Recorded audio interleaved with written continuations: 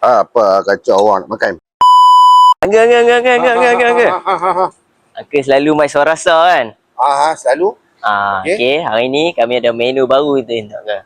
Menu baru? Angga orang first ever yang makan menu ni. Ya. Menu apa tu? Okay, nasi goreng mak tok. Nasi goreng mak tok. Alamak, best ni, menarik ni. Apa lagi, geng? Let's go. Angga. Ni lah nasi dia. Nasi goreng mak tok. Mak tok. Angga try tu. Try Tak kira apa-apa Angga beritahu, okey? Alright. Bismillahirrahmanirrahim.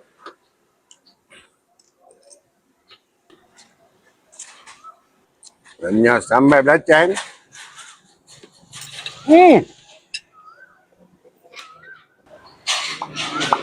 Nice. Angga macam mana Angga? Awak Angga nangis Angga. Sorry Angga. Ya Allah. Okay Angga, macam mana nasi goreng ni okey? Okey tak okey, lain-lain tengoklah. Pijak kaki Angga. Angga menangis bukan sebab sedap. Sakit kaki aku. Okey. Alhamdulillah. Angga makan ni, teringat arwah mak tok Angga masak dan Angga breakfast sarapan sebelum nak pergi sekolah. Oi. Ingat zaman dulu-dulu Angga. Dia punya sambal belacan dia, ya Allah ya Rabbi ya Tuhanku. Nora Dennis lalu pun Angga tak kalih punya. Oi. Angga makan sampai comot Angga. Benar sedap. Ikan bilis Angga rasa ni mai daripada mana ni? Pulau Pangkok ke Langkawi? Oi, serangut lah Angga.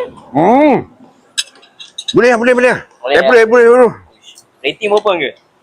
Rating, kalau bagi Angga selalu jarang bagi rating. Tapi kali ni Angga tak mau bagi banyak. Sehari banyak-banyak, token kedai dia riak dengan tak apa. Angga bagi 8.9. Oish, ni okey ni kan? Okey lah. Habis lah, tak mau habis lah. Tak apa. Habis dah interview. Habis lah. Habis sama belakang, pergi buat kerja. Apa kacau awak nak makan?